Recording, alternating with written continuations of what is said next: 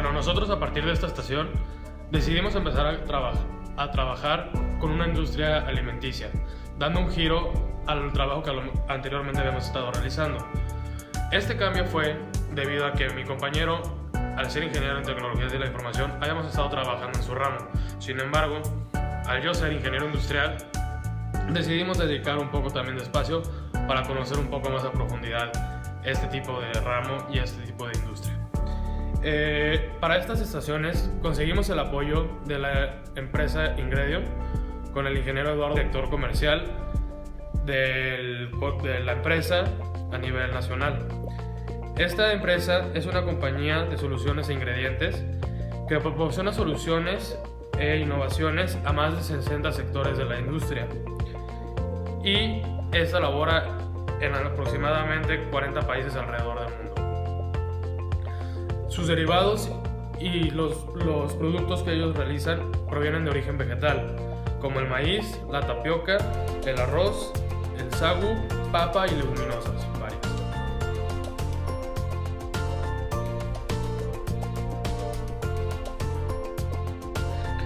Justo como Emilio Martínez sostiene, la ética no es la mera repetición de la moral establecida, sino es el trabajar los bienes internos y los bienes externos de una profesión. Los bienes internos de una profesión son los bienes y las virtudes para la cual la profesión fue hecha para servir a la humanidad y a la ciudadanía.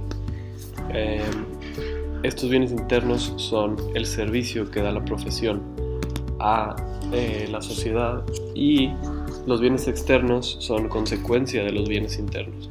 Los bienes externos no deben de ser el objetivo de la profesión, sino deben de ser una consecuencia de los bienes internos que la profesión produce. Si uno empieza a buscar los bienes externos antes que los bienes internos, esto puede venir pues en la corrupción, es decir, el deterioro de la profesión, y esto significa la corrupción profesional de dicha profesión. Entonces es necesario buscar los bienes internos sobre de los bienes externos. Cuando uno escoge una profesión, está escogiendo los bienes internos de la profesión, pues la profesión es una opción que cada quien decide. Entonces, al escoger cada quien su profesión, viene consigo la responsabilidad de aceptar los bienes internos que ésta conlleva y de esperar los bienes externos que sucedan de forma natural. Ninguna profesión tiene bienes internos iguales, pues todas las profesiones son distintas y tienen bienes internos distintos, servicios a la sociedad distintos.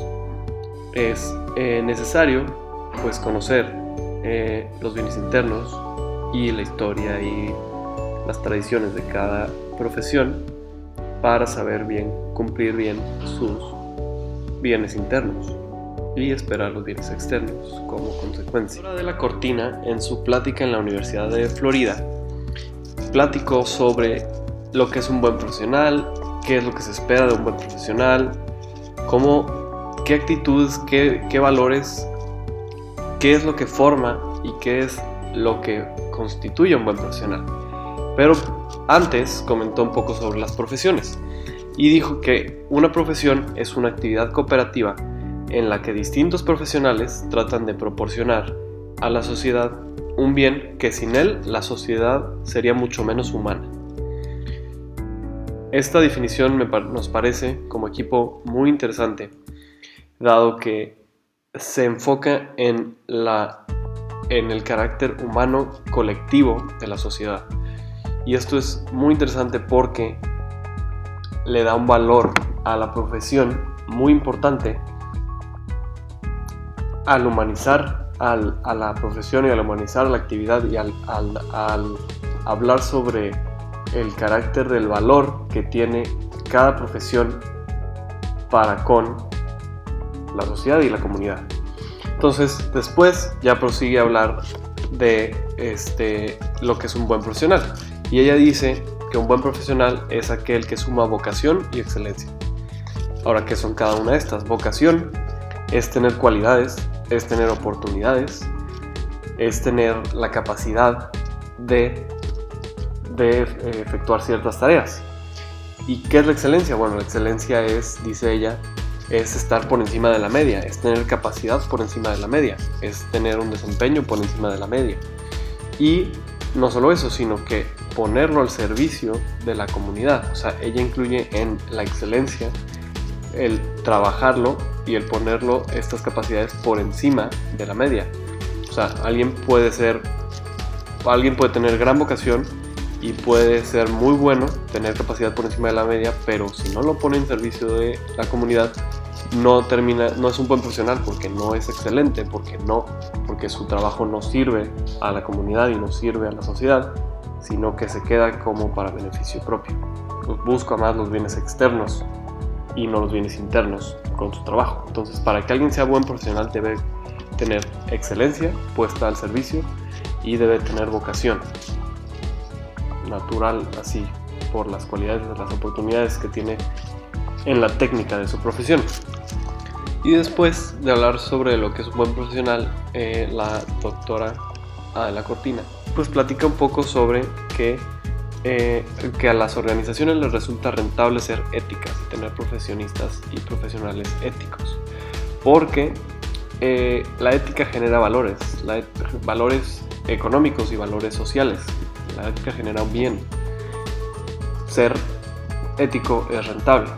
Eso es lo que dice la doctora Cortina, y como equipo pues creemos que es muy cierto, porque como ya platicamos, un buen profesional genera bienes para la sociedad y genera bienes económicos y genera muchos bienes que se multiplican. Y un mal profesional genera bienes externos, se enfoca en bienes externos que terminan siendo para él solamente y no necesariamente tiene ese poder de multiplicar. Entonces, un buen profesional genera bienes internos que se multiplican. Dice ella que finalmente, inclusive, un buen profesional es un bien público. Solo es el buen profesional genera bienes que no solo él, sino que muchos disfrutan, que muchos se benefician de él. Entonces es muy importante ser buenos profesionales, porque nos convertimos en un bien público para nuestra sociedad y para nuestro país. Y que es más interesante generar aliados que adversarios, y que haciendo buenas prácticas siempre generamos aliados más que adversarios. Enfocándonos en los bienes internos, tenemos más facilidad para generar aliados que adversarios. Y pues ya, que los profesionistas y los buenos profesionistas especialmente son un bien público para las sociedades. Teoría de los stakeholders. Con el paso del tiempo, el impacto tanto económico como social y medioambiental de las actividades de una organización es un factor importante en la decisión de adquisición de productos y o servicios. Por ello, las empresas buscan disminuir el impacto negativo sobre la ecología y el medio ambiente. Esto es la responsabilidad social corporativa. Es una conducta ética y responsable, pues busca lograr el desarrollo sostenible, adoptada por una empresa en toda su red de relaciones, es decir, sus stakeholders. Pero, ¿qué son los stakeholders? Son todos aquellos involucrados o con intereses en el negocio que pueden ser afectados por el logro de los objetivos de la empresa. Estos abarcan una gran cantidad de factores, como por ejemplo la comunidad financiera, los empleados, los clientes y consumidores, la autoridad pública, la sociedad civil, los proveedores, entre otros. Estos deben ayudar al logro del éxito comercial, de modo que se respeten los valores éticos, la gente, las comunidades y el medio ambiente. Asimismo, la empresa debe maximizar su impacto positivo y minimizar su impacto negativo sobre los stakeholders. Los stakeholders, con sus intereses, junto al direccionamiento estratégico de la empresa, dan como resultado el bien común. Entonces, ¿cuál es el bien común de una empresa? Pues no es el volumen de ventas, ni los beneficios, ni la creación de empleo, tampoco el prestigio de sus directivos, sino es la creación de aquellas condiciones que permiten a sus miembros la consecución de su fin individual. En conclusión, podemos decir que la teoría de los stakeholders nos dice que la empresa no es cuestión de solo uno ni de dos, sino de todos los que intervienen en ella. Por ello, el bien común debe tener mayor importancia que el bien personal o individual, y que todos deben tener los mismos beneficios y dificultades para contribuir al logro de los objetivos.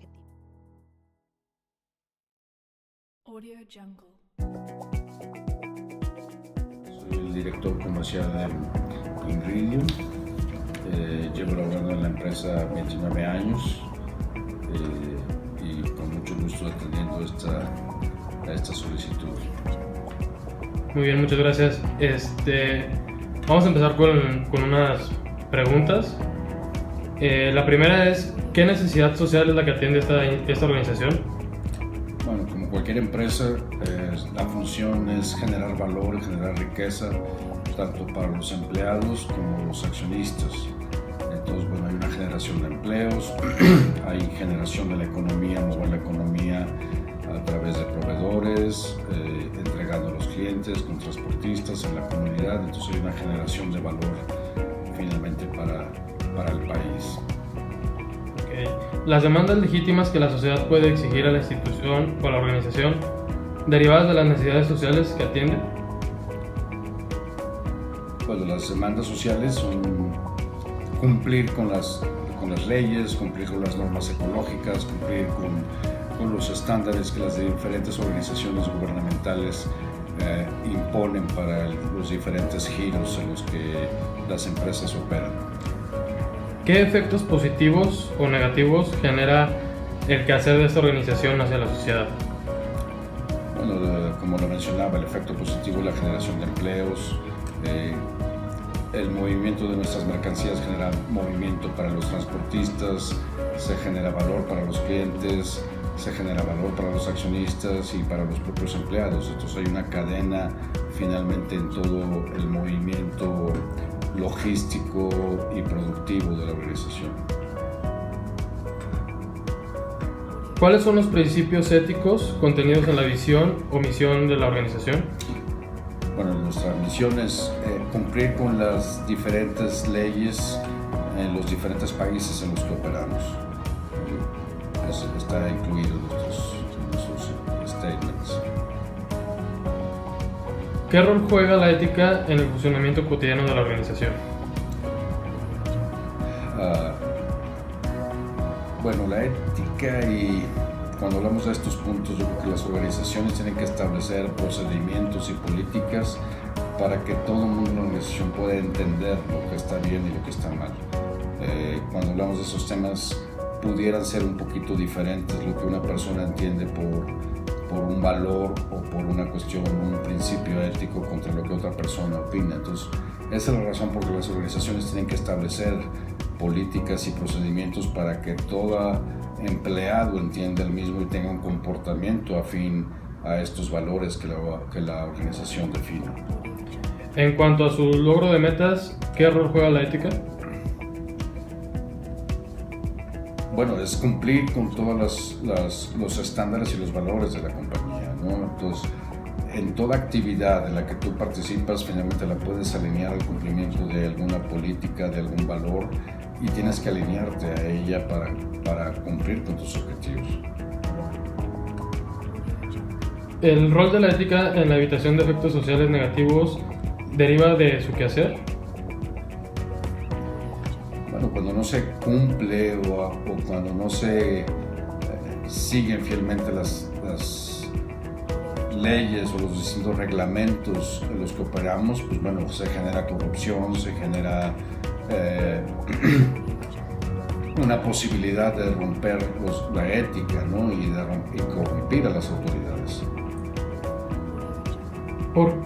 ¿Por qué vías se promueve la cultura ética de la organización?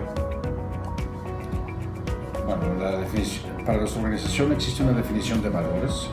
La honestidad, por ejemplo, está incluido dentro de los valores. Y como decía, el establecimiento de procedimientos y políticas para que todo el mundo entienda, y la difusión constante de estas cosas y la difusión constante de los principios y de aquellos situaciones que pudieran ser consideradas como un conflicto de intereses.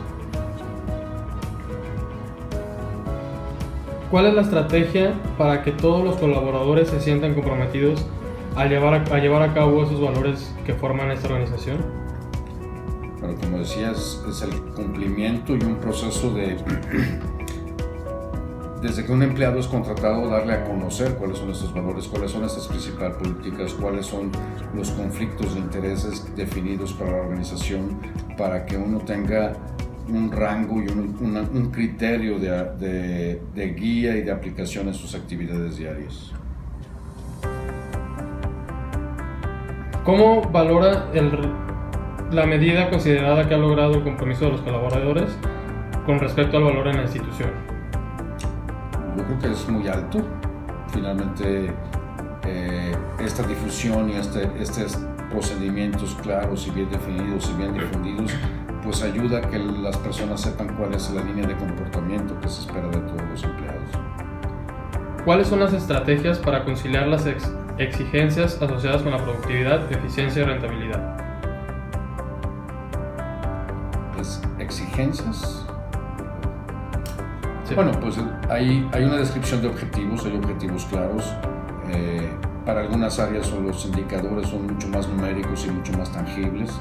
En otros casos no lo son tanto, pero finalmente hay una definición de objetivos, definición de metas a las que se tiene que alcanzar de acuerdo al entorno y a la estrategia que está definiendo la organización, y una medición y un seguimiento sobre estos durante el año para ver cómo se va avanzando con respecto a los mismos. Y en cuanto a las estrategias para las exigencias asociadas respecto a la dignidad humana. Bueno, la empresa también tiene algunos programas, por ejemplo, diversidad e inclusión. Es un programa que se está trabajando recientemente y se repite mucho de alguna manera la pregunta en el sentido de los valores y la aplicación de los procedimientos. En cuanto a las exigencias al impacto del medio ambiente y respeto al marco legal. Bueno, la organización tiene que cumplir con los diferentes reglamentos y disposiciones gubernamentales. Constantemente se están revisando estas nuevas disposiciones o actualizaciones de los diferentes reglamentos y leyes para poder cumplir y actuar en consecuencia y estar dentro del marco de referencia establecido. Desde su punto de vista, ¿existen algunas tensiones para alcanzar la triple cuenta de resultados?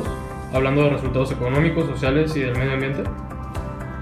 Bueno, siempre va a haber desafíos, ¿no? Siempre va a haber situaciones ajenas a la empresa, entornos macroeconómicos que afectan el cumplir objetivos y que van siendo una variable con la que las empresas tienen que estar preparadas para poder competir y aún así lograr los objetivos. ¿Nos podría dar un breve ejemplo de algún caso donde las aspiraciones éticas se pusieron por encima de las aspiraciones económicas o técnicas con el fin de comprobar el valor que se le da a la ética de la organización? Bueno, sí, puedo compartir que un cliente en alguna ocasión intentó sobornar a un ejecutivo comercial dándole la información de la competencia para participar en el proceso de negociación. La organización, la decisión que tomó fue reportarlo a la compañía, a nuestro cliente, y aclarar la situación en la que se nos había estado solicitando participar en alguna situación fuera de los valores y de la ética de la compañía. Hablando respecto a la cultura ética de la organización, ¿cree que esto genera alguna ventaja competitiva en frente a sus competidores? Sí, yo creo que sí. Finalmente, cuando un cliente ubica una compañía en la que puede confiar, la que respeta, la que cumple con las leyes, que está en un proceso de mejora constante, buscando mejorar e incrementar su servicio y manteniendo una constancia en los valores y la relación hacia él, claro, genera confianza y eso genera una relación más estrecha con los clientes. Ok, pues con esto terminaríamos esta entrevista. Muchísimas gracias por su tiempo y su colaboración.